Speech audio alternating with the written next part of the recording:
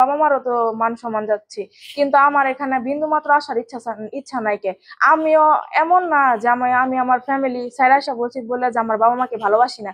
আমিও আমার বাবা মাকে ভালোবাসি, কিন্তু তারা আমার কথা শুনে না। আমার এই বিষয়টা খুব খারাপ লাগে যে তারা আমার কথা শুনে না, তারা আশেপাশের মানুষের কথা শুনে আমার উপরে এত অত্যাচার করে।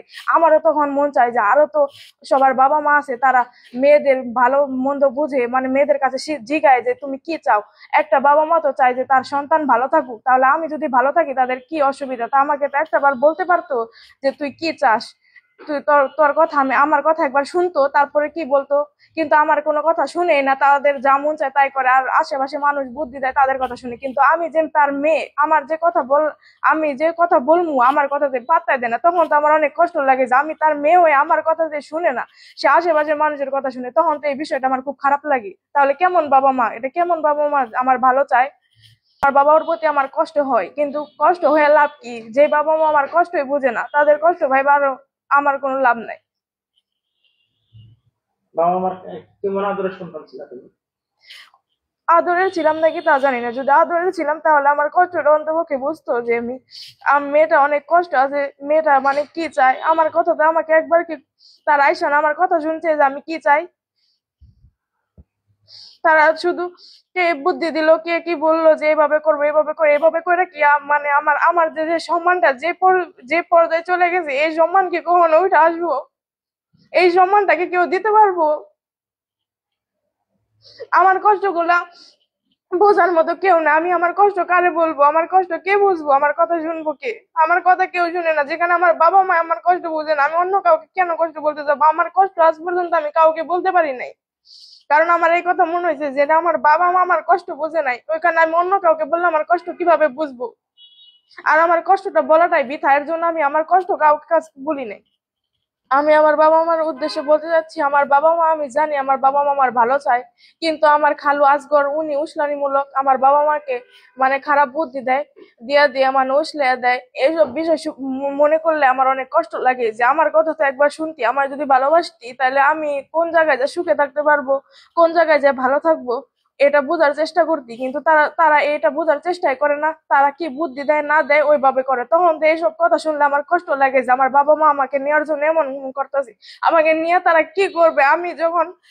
যখন আমার বাবা মা বাসায় নিবে, যদি নাও মেরে ফেলে, আমি সমাজে কিভাবে বাঁচবো? তখন তো বলবে এই মেয়ে এত বারবার করে চলে গেছে, চলে যাওয়ার পরে এখনো টিকতে পারে না। সবাই তো বলবে এত বারবার করে যে লাভ কি হলো, তুই কি কিছু করতে পারলি? আর যদি মারা ফেলে তাহলে তো মরেই গেলাম, তাহলে তো আর কোনো কিছু করার নাই। আর যদি না মারা যায় তাহলে তো সবাই সবটা সময় আমাকে দোষারোপ করবে যে এই মেয়েটা এত বারবার করে চলে আসছে, এই মেয়েটা এরকম করছে, এই মেয়েটার বাচ্চা কনসিভ করছিল, তারপরে বাবা মা নিয়ে আসে না এইভাবে নষ্ট করছে, হ্যান করছে, ত্যান করছে। এইসব নিয়ে আমি বাঁচতে পারবো?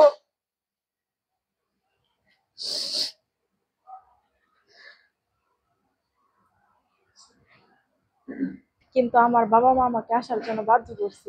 তারা একটা মীমাংসা আসার জন্য মানে বসার জন্য, আজকে বসার জন্য আসতে চাইছিল, কিন্তু তারা আসে নাই। তারা একটা গেম খেলছে, মানে তারা হলো সার্চ ওয়ারেন্ট করে আমার শ্বশুর শাশুড়ি ধরাই দিতে চাইছিল, ধরাই দিয়ে আমাকে নিয়ে যেতে চাইছিল, এই প্ল্যান করছিল।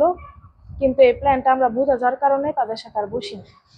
প্রায় এক সপ্তাহ ধরে বসার কথা চলতেছে, আমরা তাদের কাছে যাই নাই, তারা নিজেরাই আসছে প্রস্তাব নিয়ে যে এলো 10 লাখ টাকা কাবিন করব, আর 3 ডিসিমল কি 4 ডিসিমল জায়গা দিতে হবে, তাহলে তারা এটা মাইনে নিবে, আর সব কেসটা যা আছে সব উঠে দিবে, এগুলা বলছে।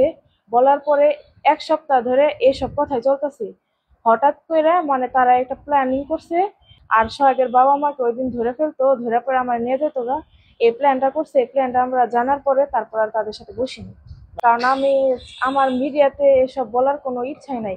কিন্তু আমি আসতে বাধ্য হই, কারণ আমার বাবা মা আসতে বাধ্য করি। তারা বসার জন্য একটা করে আবার অন্য প্ল্যানিং করে, তারা সব সময় একটা না একটা ঝামেলা করে, তারা কখনোই ঠিক হবে না। আর আমার যে খালু আসগর আর তার ছেলে, এই দুইজনে মিলে আমার বাবাকে উসলে দেয়। আমার বাবা যাও লাইন আসতে চায়, করতে চায়, তাও আমার বাবারে করতে দেয় না। তারা মানে নানান ধরনের বুদ্ধি দিয়ে এর ঝামেলা করে। তাদের ইচ্ছে আমারে নিব, তারা কোনোভাবে মাথা নত করবো না, মানে তারা হারবে না, মানে আমাকে নিয়ে মানে দেখাই দিবে যে এটার জন্য নাম ছিল ওটা সে সফল হয়েছে, আর আমাকে নেওয়ার পরে তারা মেরে ফেলবে এইসব বলে। কারণ আমার যেখানে জীবন মরণের প্রশ্ন আসছে, আমাকে নিয়ে তারা মেরে ফেলবে, তাহলে আমি কেন তাদের কাছে নত হব? আমি তখন নত হইতাম, তারা যদি আমার কথা একবার ভাবতো তাহলে একটা মীমাংসা এতদিন হয়ে যেত। আমি আসছি প্রায় প্রায় 2.5 মাসের কাছাকাছি হয়ে যাইতেছি, এখনো তারা কোনো মীমাংসা আসতেছে না। তার মানে কি বোঝা যাইতেছে, তারা আমার কখনো ভালো চায় না। তাহলে তারা আমার ভালো চায় না, আমি তাদের কথা কেন শুনবো? কারণ এখন যদি সে যদি মীমাংসা আসে এটি করে, পরে তো বলবো যে এত কিছু করলি তারপরে তুই মেয়ের কাছে হারা গেলি, মানে এই হারবো না বলেই তারা মানে জিত করে মানে নিব, নিয়ে দেখাই দিব যে মেয়ে যেটার জন্য নামছিলাম ওটা আমরা সফল হয়েছি, এমনকি মেয়েরে আনছে, আনার পরে মেয়েরে মাইরা ফেলছি। এটা করার জন্য তারা এমন করতেছে। আমার এটাই শেষ কথা, মানে আমি এটা বলতে আসছি যে তারা কেন আমার সাথে প্রতারণা করলো। তারা, আমি তো তাদের কাছে উপজা যায় নাই, আমার শ্বশুর শাশুড়ি তো তাদের কাছে উপজা ফোন দা বলে নাই যে একটা মীমাংসা আসে আমরা বসি।